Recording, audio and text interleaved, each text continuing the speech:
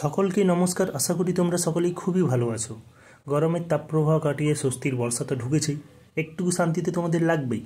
আজ আমি তোমাদের ভিডিওতে এমন একটি কথা বলতে চলেছি, সেটা এখনকার ছাত্রছাত্রীদের কাছে খুবই গুরুত্বপূর্ণ বিষয়। বিশেষ করে যারা ক্লাস একাদশ শ্রেণীর ছাত্রছাত্রী, সকলের কাছে একটাই কোশ্চেন যে আমাদের মোবাইলের টাকা এবং ট্যাবলেটের 10,000 টাকা কবে ঢুকবে স্যার।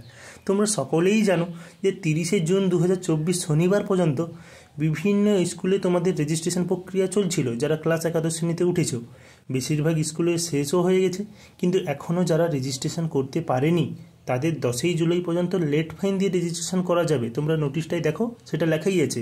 এই রেজিস্ট্রেশন প্রক্রিয়া শেষ হলেই তবেই তোমাদের স্কুলগুলোতে শুরু হবে মোবাইলের টাকা পাওয়ার ফর্ম। সেই ফর্মটা পূরণ করার পরই তোমরা মোবাইলের টাকাটা পাবে। তো সেই মোবাইলের টাকাটা তোমরা কবে পাবে সেটা পরের একটা পেজে আমি তোমাদের বলে দিচ্ছি, তো একটু ওয়েট করে যাও। দেখো, তো এবার দেখতে পাচ্ছ তোমরা পরের স্ক্রিন, সেখানে লেখাই আছে যে রাজ্য সরকারের তরুণের স্বপ্নের প্রকল্পের অধীনে মুখ্যমন্ত্রী মমতা বন্দ্যোপাধ্যায় এই বছর ঘোষণা করেছেন 2024-25 শিক্ষাবর্ষ থেকে 10,000 রুপি প্রদান করা হবে ক্লাস 11 এবং 12-এর ছাত্রছাত্রীদের স্মার্টফোন এবং ট্যাবলেট কেনার জন্য। আগে শুধুমাত্র 12-এর দেওয়া হতো, এবার থেকে ক্লাস 11-এর ছাত্রছাত্রীদেরও দেওয়া হবে। 2024-25 শিক্ষাবর্ষে সমস্ত স্কুলের রেজিস্ট্রেশন প্রক্রিয়া শেষ হলে স্কুল থেকে ফর্ম দেওয়া হবে। এটা কিন্তু 16ই মার্চ 2024 নোটিশটা প্রকাশিত হয়েছিল। তোমরা ওয়েবসাইটে গিয়ে দেখিয়েও আসতে পারো, এখনও আছে।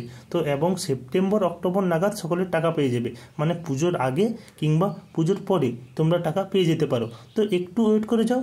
আর এই রকম ভিডিও তোমাদের ভালো লাগলে অবশ্যই চ্যানেলটিকে সাবস্ক্রাইব করো, বন্ধুদের শেয়ার করো। প্লিজ সাবস্ক্রাইব করো, বেল আইকনটি